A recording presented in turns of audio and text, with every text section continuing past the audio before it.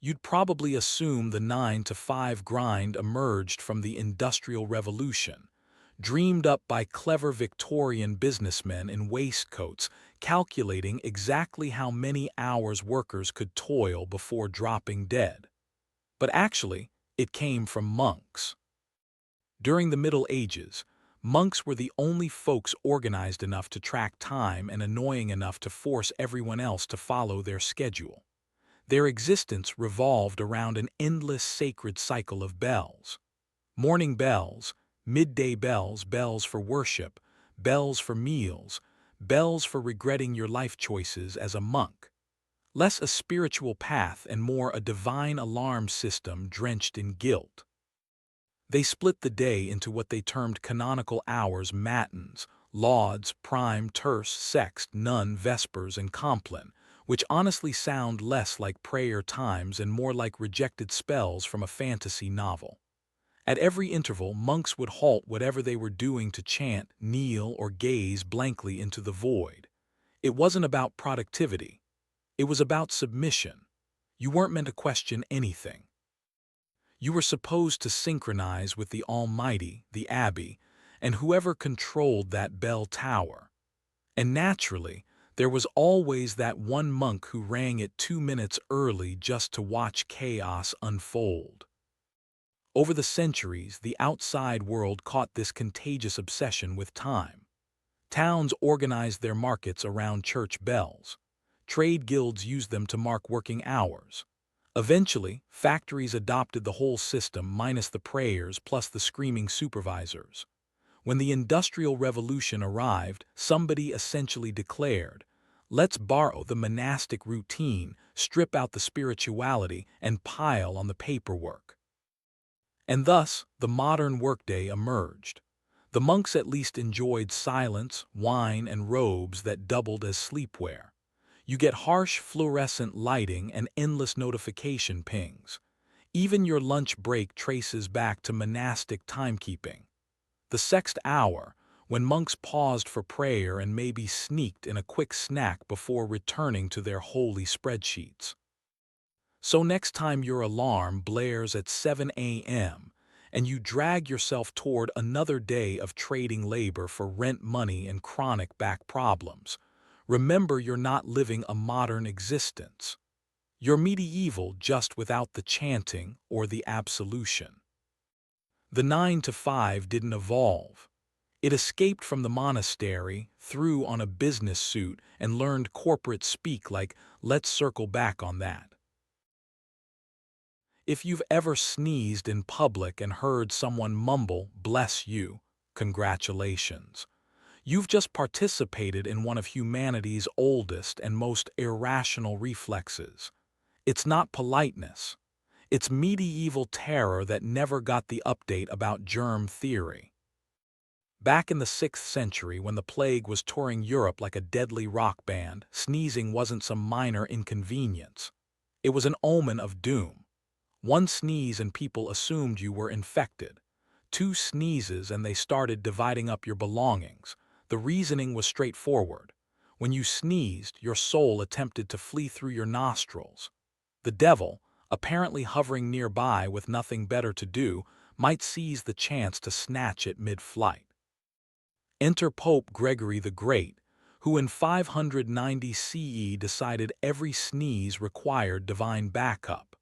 He commanded the faithful to respond with "God bless you," effectively transforming respiratory functions into a team sport.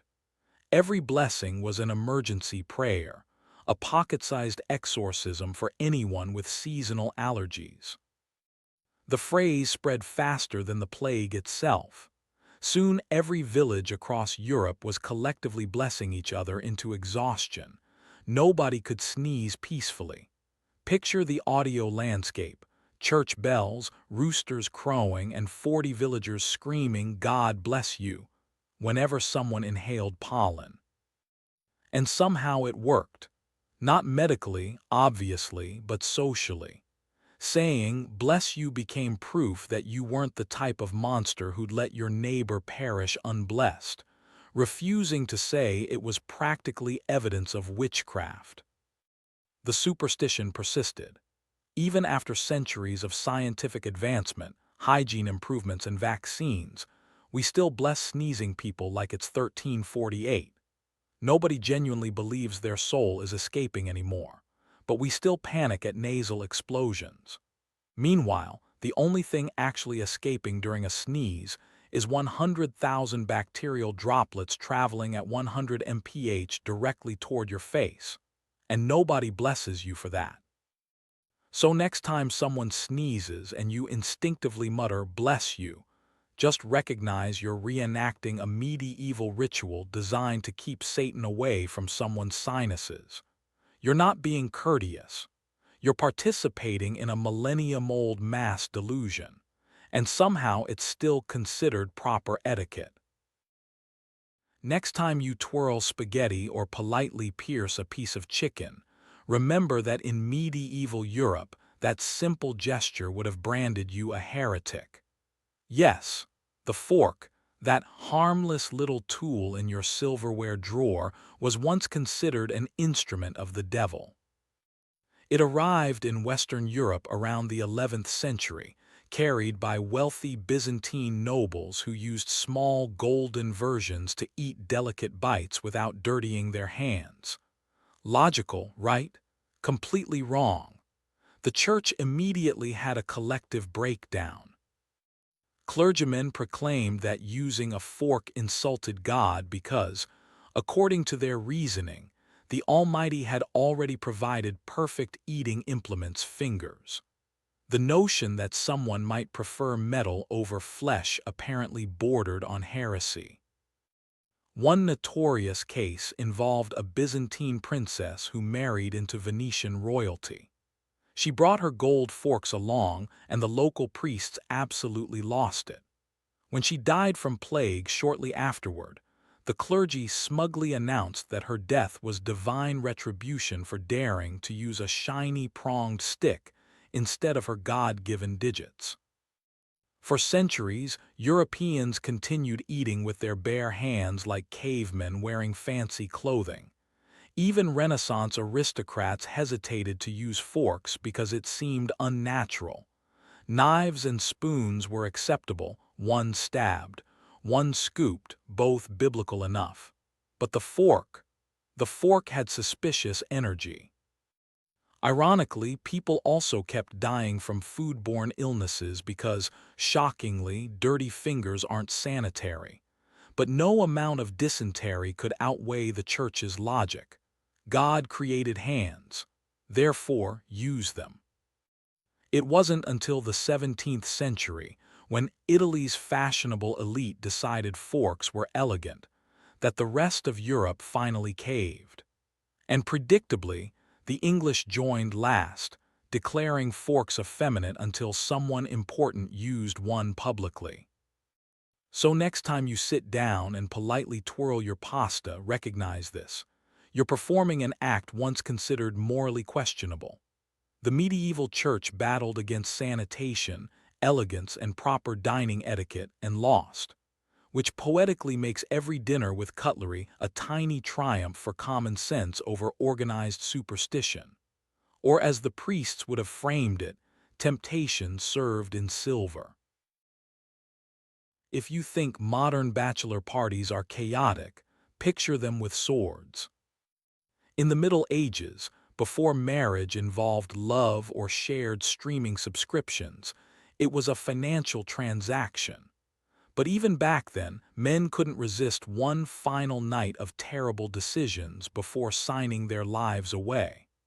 Thus emerged the medieval stag night, the original bachelor party. Knights would gather in taverns or manor halls, drink ale until their helmets no longer fit, gamble away their horses, and loudly proclaim eternal devotion to freedom, which typically lasted about 8 hours. These celebrations supposedly honored the groom's transition into responsibility. In practice, they were excuses to discover how much meat a man could consume before tumbling into a moat. The stag symbolized virility and wildness, medieval terminology for drunken regret. Guests would toast the groom's courage for entering matrimony while quietly placing bets on how long he'd survive domestic life. Inevitably, someone would challenge someone else to a duel, and at least one man would mistake the bride's cousin for a barmaid. The church despised these gatherings naturally. Priests labeled them feasts of sin, which, to be fair, was accurate.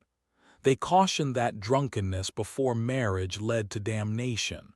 The knights naturally interpreted this as a challenge.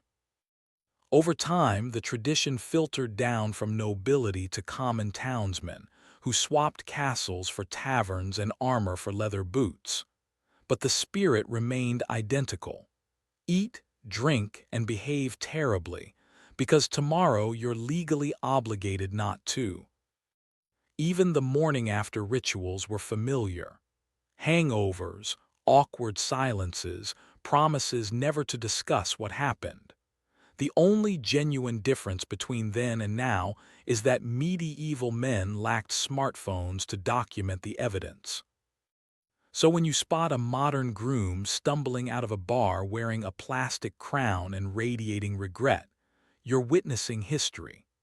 Same tradition, just without the swords, the plague, or the moral authority of some guy named Sir Geoffrey attempting to juggle flaming torches while shouting about love. Bachelor parties didn't evolve. They simply downgraded from chainmail to matching t-shirts. And somewhere, a medieval monk is still praying for all of them. When someone dies nowadays, we instinctively dress in black. It feels respectful, somber, even timeless. But the reality is, it's just a medieval fashion trend that spiraled wildly out of control. The color of mourning used to vary by geography. Romans wore white to funerals, clean, symbolic, excellent for reflecting heat while grieving under the Italian sun. But medieval Europe examined that tradition and declared, no, let's make sorrow both depressing and stylish. Black dye was expensive during the Middle Ages, meaning only the wealthy could afford to look properly devastated. Peasants, naturally, couldn't afford grief in fabric form, so they wore whatever was clean, which statistically was nothing. The nobles, however, transformed mourning into a spectacle. Draped in black wool and veils, they wailed theatrically through the streets because sorrow, like everything else, had to be performative. The church adored it. Black symbolized humility before God, and conveniently it made clergy wardrobe choices appear pious instead of lazy. Gradually, the mourning color spread to every social class because nothing communicates repentance quite like wearing something that absorbs both heat and despair. By the 14th century, black funerals had become the ultimate power move. Kings died in black. Widows lived in black. Entire courts spent years in coordinated sadness. Queen Victoria later revived the custom centuries afterward by remaining in mourning black for 40 years, a record-breaking emotional hostage situation. Naturally, the color eventually lost its religious significance and simply stuck. Now we all arrive at funerals dressed like accountants who misfiled eternity, because the Middle Ages decided grief needed a dress code. Ironically, the rest of the world didn't follow suit. Across much of Asia, mourners still wear white, representing purity. In Africa, bright colors symbolize a life well lived. Meanwhile, in the West, we prefer appearing like a collective tax audit for the deceased. So next time you attend a funeral in black, remember you're not channeling timeless reverence. You're just following a 1,000-year-old medieval fashion rule invented by wealthy people trying to appear holy. And like all fashion trends, it was never truly about the dead. It's about proving you cared more stylishly than everyone else. Ah, the handshake. That sacred gesture of modern civility, professionalism, and occasional bacterial exchange. It seems polite, friendly, even fundamentally human, but its origins are, like most medieval customs, deeply suspicious. In the Middle Ages, people didn't shake hands to say hello. They did it to communicate, "Please don't murder me." Medieval Europe was a paranoid place. Everyone carried weapons. Everyone owed someone else money, and everyone's cousin was plotting a coup. So when two men met, they'd extend their right hands to prove they weren't gripping a dagger. The shaking motion came later, a little theatrical wiggle to confirm no knife was hiding up the sleeve. It was less a greeting and more a mutual weapons inspection. Knights, merchants, even kings used it, though typically with a sword hand trembling from the effort of pretending to trust someone. And naturally, left-handed individuals eternally suspicious were considered untrustworthy simply because their sword sat on the opposite side. Medieval logic, flawless as always. By the 16th century, it evolved into a formal greeting among gentlemen, replacing bows and the ever-popular awkward silence. It became a sign of equality, a way of stating, "We are both free men, capable of stabbing each other but choosing not to." Fast forward a few centuries, and the handshake somehow became professional. Businessmen transformed it from a survival tactic into a networking ritual. The same gesture once used to ensure neither party concealed a blade now seals multi-million-dollar agreements, which, let's be honest, are just the modern version of duels, only slower and with lawyers. Even the pandemic couldn't eliminate it. Doctors warned us to stop shaking hands, and humanity collectively responded, "No, we'd rather risk plague than appear rude." A very medieval mindset, really. So next time someone grips your hand too firmly at a meeting, remember what they're actually communicating. "I come in peace." For now. The handshake isn't a symbol of trust. It's a fossil from an era when trust could get you stabbed. And given how business still operates, maybe it hasn't changed that much after all. If you've ever been instructed to chew with your mouth closed, avoid talking while eating, or stop licking the knife, congratulations. You're practicing ancient survival techniques invented by medieval people who were exhausted from dying at dinner. See, table manners didn't originate because someone wanted to appear elegant. They emerged because medieval dining was horrifying. Picture a long wooden table covered in greasy trenchers, basically edible plates made from stale bread, with everyone sharing the same knife, the same bowl, and the same fingers. You didn't have personal utensils. You had hope. Napkins didn't exist either. Standard etiquette involved wiping your hands on the nearest dog or neighbor. Monks complained about guests smearing greasy fingers on scripture. And yes, rules existed against spitting on the table, which implies someone had to create that rule the hard way. By the 13th century, disgust finally evolved into etiquette. Manuals began circulating. Books like the Book of the Civilized Man taught you not to scratch yourself while eating, blow your nose into the tablecloth, or examine your teeth with the knife.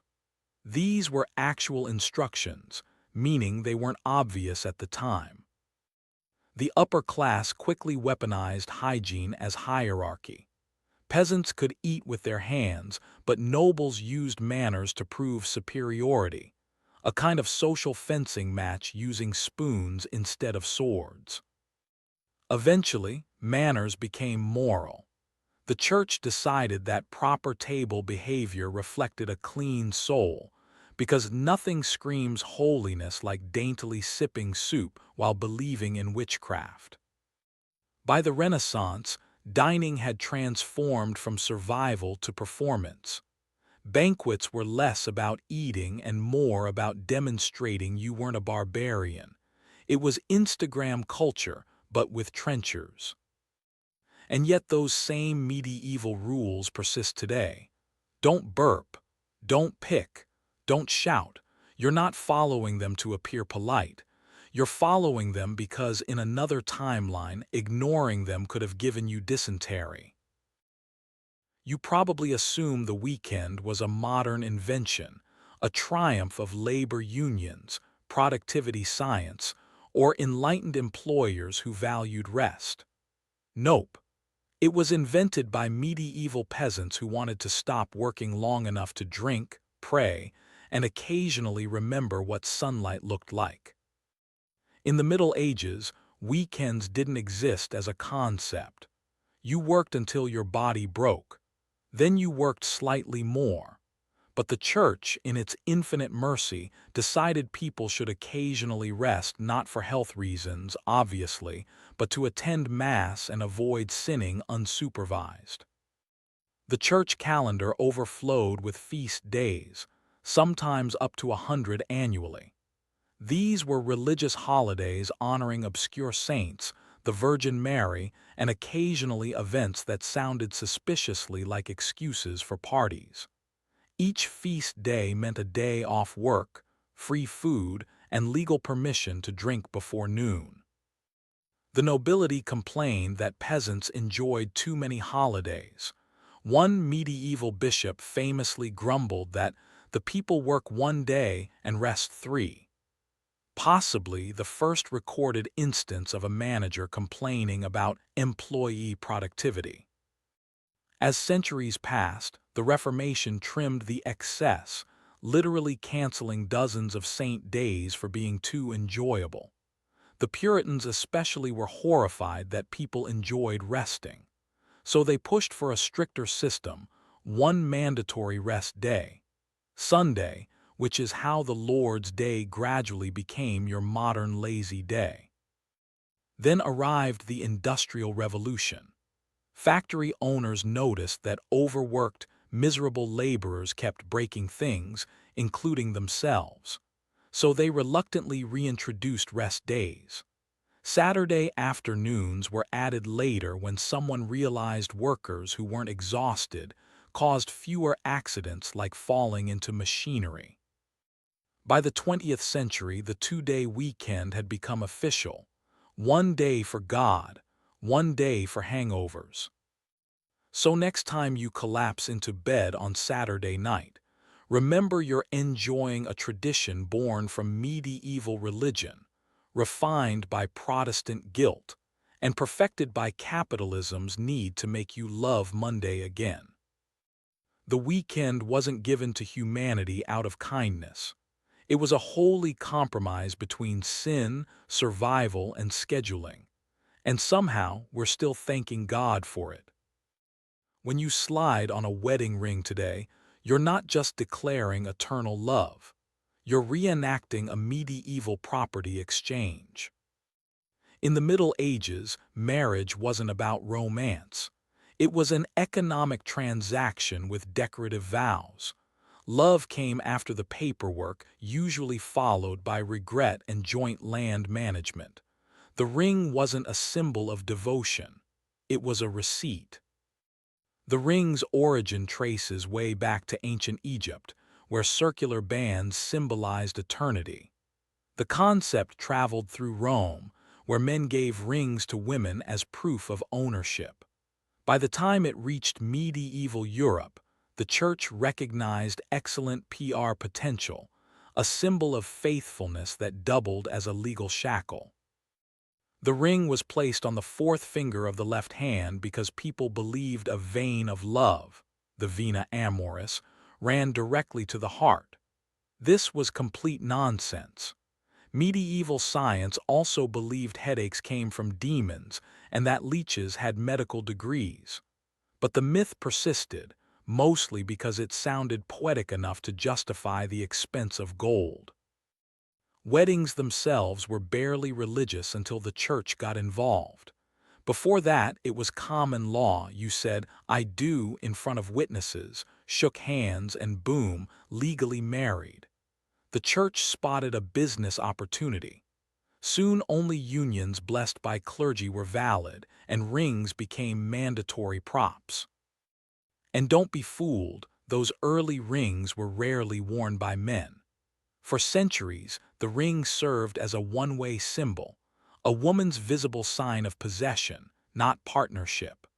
Husbands didn't start wearing them until the 20th century, when World War II soldiers began sporting rings to remember their wives, or remind everyone they were taken, even overseas. Now the wedding ring appears everywhere, a tiny halo of metal supposedly representing love, trust, and eternity, until someone forgets it on the bathroom sink. So when you glance at that band of gold, remember what it actually represents. Not eternal romance, not divine blessing. It's a medieval merger agreement that survived every cultural collapse since the Crusades. You're not wearing a symbol of love. You're wearing a 900-year-old contract with better branding. In the Middle Ages, the average person's home made a modern studio apartment look like Versailles. Walls were optional. Doors were overrated. Privacy was a myth. Most people lived in single-room houses shared with family, animals, and whatever spirits haunted the rafters. The medieval concept of personal space was "please stop stepping on the chicken." But then came fabric, that miraculous technology that could hide things without building new walls. Curtains started as practical objects, heavy drapes to block drafts, flies, and nosy neighbors. But soon they evolved into social statements. Nobles began hanging thick embroidered curtains around their beds, not just for warmth, but for dignity.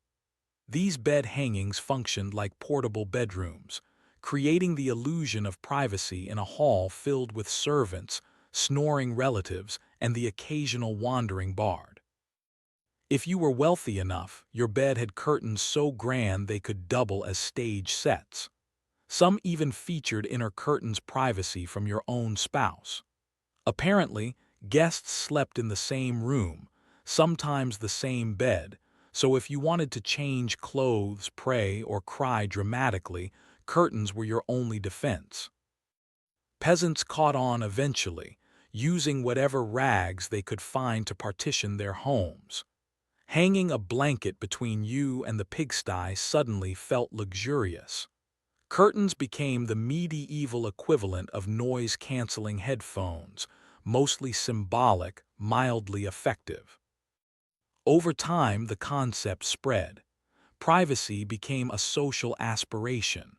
By the Renaissance, curtains appeared everywhere on beds, walls, windows, and egos. The wealthier you were, the thicker your drapes. And centuries later, we still follow this pattern. We draw our curtains at night as if hiding from the Inquisition, not the neighbor's porch light.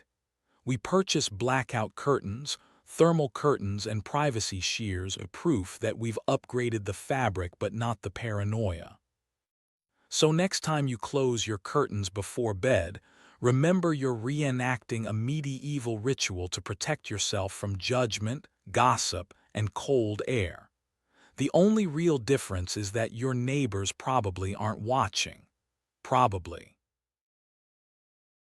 When you hear "God Save the King," you probably imagine national pride, a dignified anthem sung by loyal citizens. But in the Middle Ages, it wasn't about patriotism at all. It was an exorcism. The phrase began as a protective prayer, a spiritual insurance policy for monarchs who had the life expectancy of a ham sandwich at a jousting tournament. Medieval people firmly believed kings were chosen by God, but also that Satan had terrible boundary issues. Every rebellion, plague, or bad harvest was blamed on demonic interference. So "God Save the King" wasn't a cheer. It was crisis management. Whenever a ruler fell ill or someone sneezed near the throne, the church organized public prayers to keep evil away. Entire crowds would chant "God Save the King" like it was a magic spell, because in their minds it was. The logic went something like this.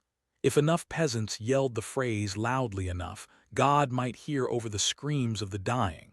It worked exactly as well as you'd expect. Medieval kings still died, mostly from poisoning, warfare, or other kings.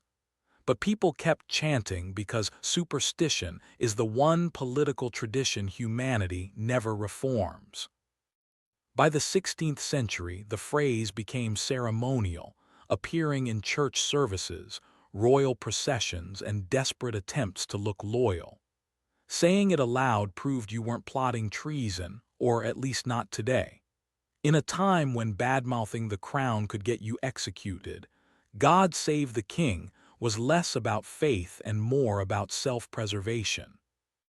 The song version came much later, during the 18th century, when England transformed this medieval emergency chant into a national anthem. What began as "Please don't let the devil kill our monarch" became "Please don't let France do it instead." And here we are, centuries later, still singing it hands on hearts, pretending it's about unity when historically it was just crowdsourced holy water. So next time you hear a stadium full of people belting "God Save the King," remember you're witnessing a medieval ghost ritual. Only now it's televised. The concept of a day of rest sounds humane, maybe even progressive. But the medieval church didn't invent it to protect your work-life balance. They invented it to ensure you didn't skip Mass. In early medieval Europe, the church controlled everything: your calendar, your conscience, and if necessary, your afterlife. So they declared Sunday a sacred rest day, not because peasants needed a break, but because priests needed an audience. If you got caught working on Sunday, you weren't breaking labor law. You were offending God. This wasn't a minor HR infraction, it was eternal damnation. Imagine explaining that in confession. "Forgive me, Father, for I weeded my garden during Vespers." The rule was clear. No plowing, no weaving, no blacksmithing, and definitely no selling things. Unless, of course, the church wanted to sell indulgences. That was fine, miraculously fine. Sermons warned that anyone ignoring the Lord's Day risked divine punishment. And because medieval Europe adored horror stories, plenty existed. One legend told of a man who tried baking bread on Sunday. The dough turned into snakes. Another farmer sharpened his scythe and promptly dropped dead. The moral: God had opinions about your weekend hobbies. Naturally, enforcement was inconsistent. Lords and nobles still worked when they wanted, because divine law, much like modern policy, didn't apply to management. The peasants, meanwhile, were threatened with hell for trying to survive. When the industrial age arrived, people rediscovered the Sunday rule and rebranded it as family time. Employers called it moral. Workers called it barely enough. And despite 1,000 years of progress, the logic stayed medieval. You rest not because you deserve to, but because someone holier, richer, or louder said so. Today, most of us spend Sundays resting by doing unpaid labor, laundry, errands, and worrying about Monday. It's not quite holy, but it's traditional. So next time you feel guilty for checking email on a Sunday, relax. You're not defying God. You're just honoring the medieval legacy of working when you're technically not supposed to. And if your boss emails you about it, tell them your dough just turned into snakes. When someone calls you sir or ma'am, it feels polite, respectful even. But in the Middle Ages, those words didn't mean "I respect you." They meant "I recognize you could legally have me executed." Titles of address were the linguistic armor of feudal Europe. Society was basically a human pyramid: kings at the top, peasants at the bottom, and everyone else crushed somewhere in between. Calling someone sir, short for sire, from the Old French seigneur, was how you acknowledged they owned your land, your livelihood, and possibly your spine. It wasn't optional either. If you met a noble and forgot to bow or failed to use their title, it wasn't a social faux pas, it was a crime. Etiquette manuals from the 14th century actually warned that a man of low estate must speak to his betters with reverence under pain of correction. Correction, of course, being medieval for public humiliation and light beating. Women had their own version. Madam, short for ma dame, literally meaning my lady. That wasn't affection, it was ownership language. It told everyone this woman belonged to a social class above yours, usually because she belonged to an actual man above yours. Over time, the titles softened. The nobles lost their fiefdoms, and sir and ma'am trickled down the hierarchy until they became meaningless courtesies. Today we use them for cashiers, customers, and people blocking the grocery aisle, small verbal nods to a social order that technically doesn't exist anymore but emotionally still does. Americans use them to sound polite. The British use them to sound superior. And in the South, sir and ma'am can mean anything from genuine respect to the verbal equivalent of a slap, depending on tone. It's linguistic evolution in action, feudal submission repackaged as customer service. So next time someone calls you sir or ma'am, remember you've just been addressed like a medieval landlord. You didn't earn authority, you inherited vocabulary. And when you say it to someone else, you're not being polite. You're just reenacting feudalism with better manners and worse tips.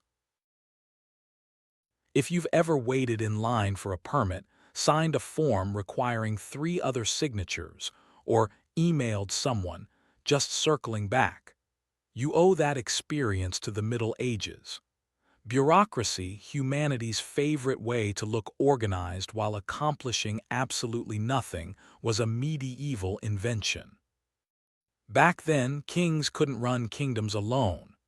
They needed literate people who could document who owed taxes, who owned land, and who had been executed recently. Thus the first clerks appeared men in robes with quills, ink, and a supernatural ability to make small problems take forever. The church perfected it. Every tithe, sin, confession, and miracle had to be recorded, stamped, and filed in triplicate. Medieval monasteries were the original offices, candlelit cubicles filled with unpaid interns called novices. Their handwriting was exquisite. Their morale was not. By the 12th century, royal administrations joined in. England's kings employed armies of scribes to record every cow, fence, and human soul in the realm. The result was the Doomsday Book, history's first database, though slightly less searchable. It was meant to organize the kingdom. It mostly organized confusion. Soon every government in Europe copied the idea. If something existed, it needed a form. Property disputes spawned scrolls longer than marriages. Births, deaths, and taxes all required signatures, seals, and witnesses. Losing your paperwork was practically treason. The real genius of medieval bureaucracy was its ability to create work for itself. For every law, you needed a record. For every record, a clerk. For every clerk, another clerk to verify the first one's handwriting. It was a perfect, self-sustaining ecosystem, a paper-based perpetual motion machine powered entirely by frustration. Fast forward to the modern world and nothing has fundamentally changed. We've swapped parchment for PDFs, quills for keyboards, and seals for email signatures, but the spirit remains. You still need permission to do things no one actually understands. So next time you're stuck on hold or filling out a form that asks for the same information 5 times, take comfort in knowing you're part of a 1,000-year-old tradition. Medieval kings had scrolls. You have spreadsheets. Both are equally meaningless, but at least yours has a submit button. If you think outrage culture was invented on Twitter, you clearly haven't met a medieval villager with spare time and access to a church bell. The Middle Ages ran entirely on moral panic. There was no news cycle, no trending tab, just priests, rumors, and the occasional goat acting suspiciously. One person spotted a comet, another blamed the local widow for it, and suddenly half the town was on fire. Back then, society didn't require proof. It required someone to blame. Drought, witches, illness, witches. Bread didn't rise, definitely witches. It was a one-size-fits-all explanation for everything that went wrong. And if no witches were available, heretics or foreigners would do nicely. The church fueled this with industrial efficiency. Panic was excellent for attendance. If you could convince people that sin caused plagues and heresy caused earthquakes, they'd tithe more. Call it medieval crowdfunding for divine protection. Inquisitors traveled from town to town, purging corruption, which mostly meant asking leading questions until someone confessed to dancing with the devil. Public hysteria served as entertainment too. Witch trials were community events. People brought snacks. The same folks who cheered at executions would spend the next morning praying for mercy, a perfect balance of guilt and spectacle. And let's be honest, not much has changed. We just replaced the gallows with comment sections and the torches with Wi-Fi. Someone makes a mistake, everyone piles on, and by sunset there's digital shouting, moral superiority, and no actual solutions. Same rhythm, just with better spelling. Medieval panic maintained order through fear. Modern panic maintains engagement through algorithms. Both make you feel righteous while achieving nothing. It's a tradition so resilient it survived plagues, printing presses, and the Enlightenment.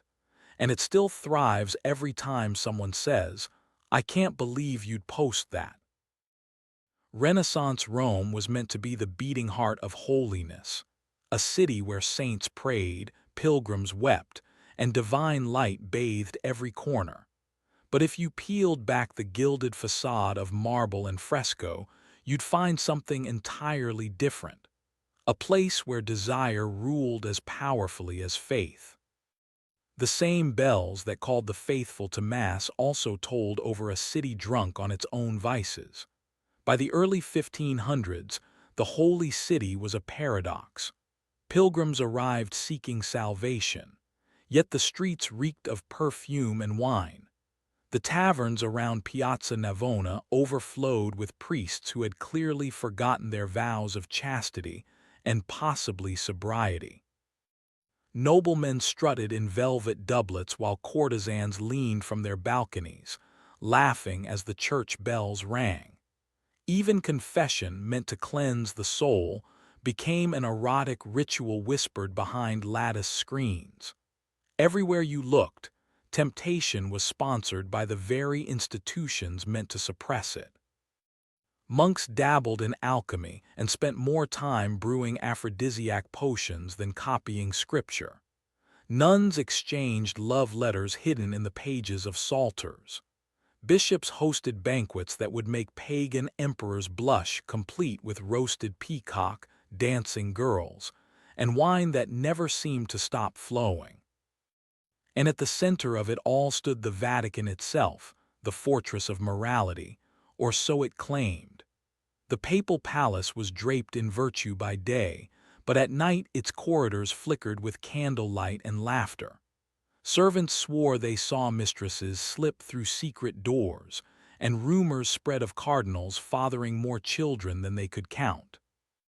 Rome, the city of saints, had transformed itself into a Renaissance version of Las Vegas. If Las Vegas charged indulgences and quoted scripture while doing it. Yet no one seemed truly scandalized. Hypocrisy had become an art form. A priest might preach about lust in the morning, visit his mistress in the afternoon, and commission a painting of the Virgin Mary that suspiciously resembled her by evening. It was an age where holiness was worn like jewelry sparkling in the light, tarnished in the dark. Rome called itself the Eternal City, but at the peak of the Renaissance, the Vatican was less a monastery and more a royal court, complete with drama, ego, and scandal worthy of a soap opera. You weren't born into fame. You were born into dust and horse sweat. The stables were your cradle, the sound of hooves your lullaby. In the Roman world, charioteers didn't emerge from noble bloodlines. They came from chains. Most were slaves, prisoners of war, or impoverished freedmen with more scars than coins. But none of that mattered because in the Circus Maximus, even a slave could become a god if he survived long enough to cross the finish line. From the moment you could walk, you learned to run alongside the horses. They were your only teachers, impatient, powerful, and merciless. The trainers barked orders, whipped reins, and told you the truth every boy dreaded hearing. The sand will drink your blood before the crowd ever remembers your name. But you didn't listen. You possessed a hunger sharper than fear. Every morning began before dawn. You'd shovel dung, brush mayonnaise, and carry buckets until your arms trembled. And when the trainers weren't looking, you'd sneak into the empty track, feeling the silence of the circus as if it were watching you. You'd imagine the stands filled with thousands of Romans cheering, jeering, wagering everything they owned on your death or victory. It wasn't faith that kept you going. It was pride. Pride and the dream that for a few blazing minutes all of Rome would see you. The Circus Maximus was the beating heart of the empire, more powerful than any temple, louder than any Senate debate. 200,000 spectators, their voices thundering through the marble seats. Men screamed, women fainted, and fortunes were won or lost in the time it took to complete 7 laps. No other stage offered such madness or such glory. Long before the pyramids pierced the horizon or temples echoed with hymns to Ra, the true lifeline of Egypt was already at work. The Nile. It wasn't just a river, it was an engineer of worlds, carving life out of desolation. Each year, like clockwork, it rose from the heart of Africa, swelling with the rains of distant lands and spilling its gift across the parched valleys of Egypt. When the waters came, they brought silt rich, dark, and miraculous. Without it, Egypt would have been nothing more than a kingdom of dust and wind. To the Egyptians, the flood wasn't a natural event. It was divine rhythm. They didn't just watch the river, they listened to it. The rise of the water meant rebirth, and its retreat meant the beginning of the harvest. Every life, from the poorest farmer to the most powerful pharaoh, depended on that pulse. The entire calendar revolved around it. 3 sacred seasons, Akhit the flooding, Perit the growing, and Shemu the harvest. The Nile was time itself, a living clock that set the pace of eternity. But the river was unpredictable. Some years it rose too high, drowning fields and villages. Other years it failed to flood at all, leaving famine in its wake. So the Egyptians did what humans always do when faced with the whims of nature: they learned to shape it. They measured its depths with nilometers carved into temple stones, recorded its moods, and built a science around its behavior. Over generations, they transformed a wild river into a precision instrument. Even modern engineers in Cairo studying satellite data and water flow are heirs to those ancient surveyors who measured with ropes and stars. The true legacy of the Nile isn't in monuments or myths, it's in mindset. The Egyptians learned early that mastery of nature doesn't come through conquest but through rhythm. In the end, Egypt's greatest monument wasn't carved from stone. It was engineered from the river itself.